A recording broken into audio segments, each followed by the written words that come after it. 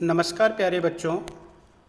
आज हम चर्चा करेंगे कक्षा 8 के हिंदी विषय के कार्यपत्रक को।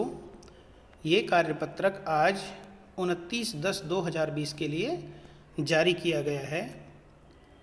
बच्चों, आज के इस हिंदी के कार्यपत्रक में जो हमारा उप विषय है वो है चिट्ठियों की अनूठी दुनिया।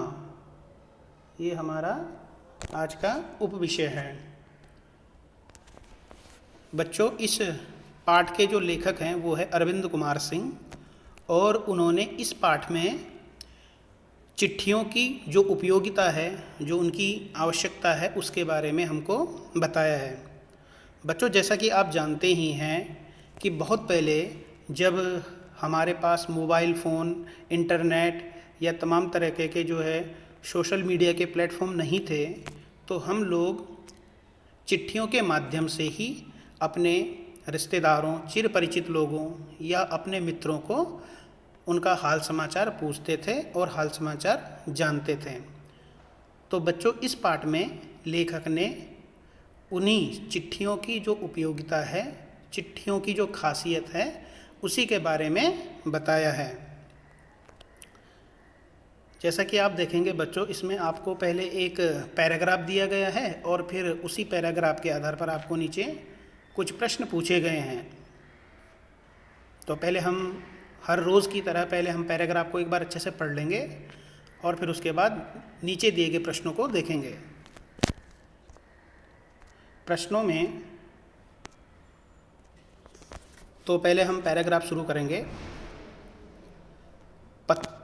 पत्रों की दुनिया भी अजीबोगरीब है और उसकी उपयोगिता हमेशा से बनी रही है।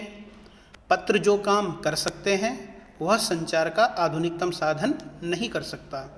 यानी कि लेखक कह रहे हैं, पत्र जो काम कर सकते हैं, पत्रों के द्वारा जो हम अपने विचार आदान प्रदान कर सकते हैं, उसको वह जो है आधुनिकतम साधन यानी कि आजकल के जो साधन है, चाहे वो मोबाइल फ़ोन हो, इंटरनेट हो, आधुनिकतम साधन उसका जो है मुकाबले कम हैं।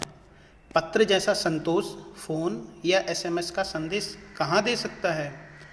पत्र एक नया सिलसिला शुरू करते हैं और राजनीति, साहित्य तथा कला के क्षेत्र में तमाम विवाद और नई घटनाओं की जड़ भी पत्र ही होते हैं।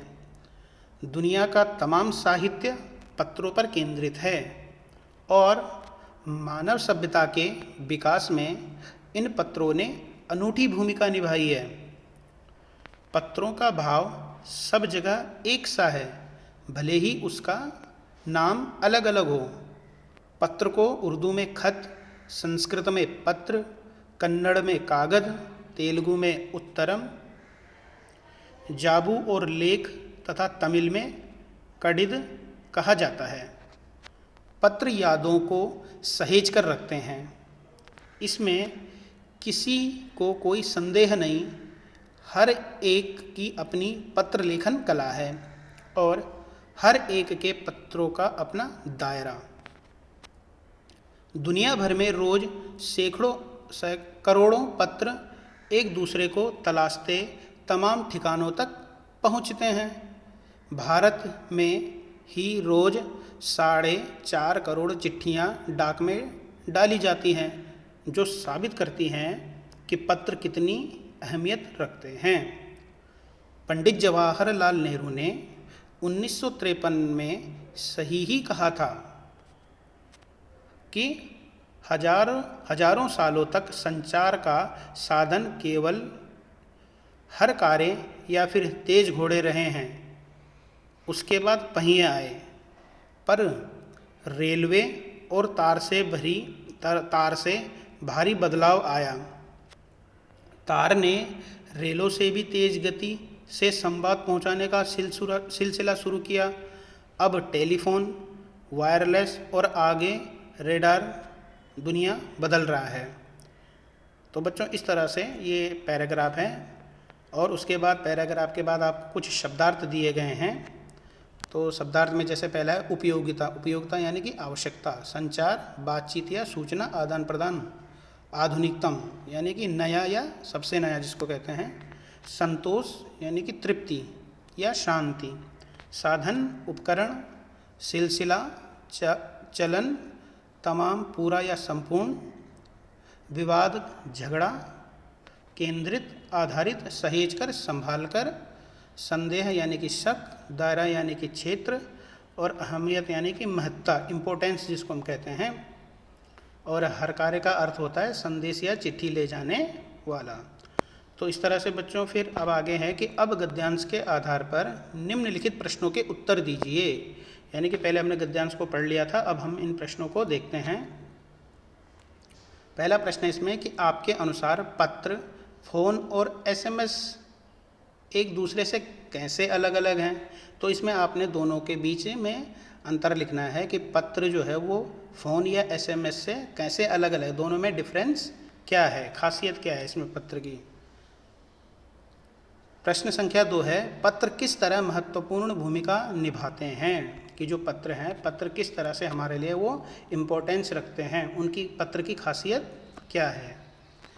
तीसरा प्रश्न है, नीचे दी गई भाषाओं में पत्र को क्या कहा जाता है।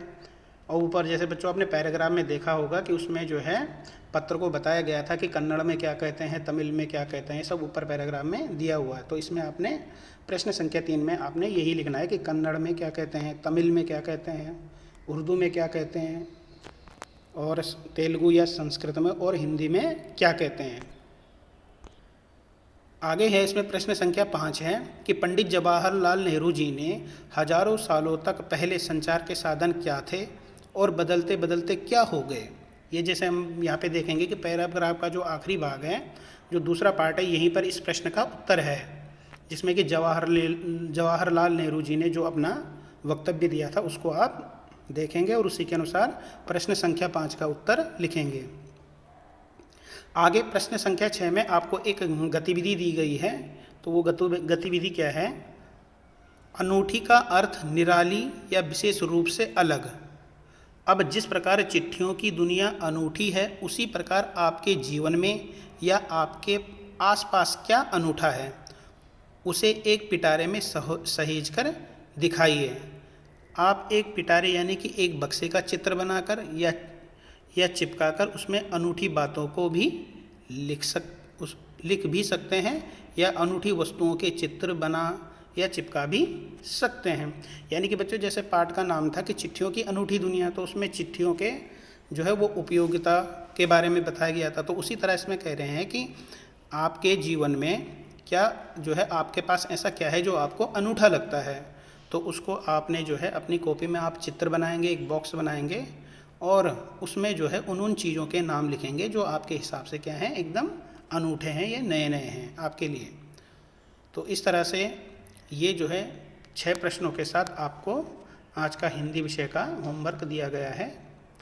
अगर आपको वर्कशीट को समझने में कहीं पर भी कोई समस्या हो तो आप अपने हिंदी विषय के अध्यापक से पूछ सकते हैं। Thank you.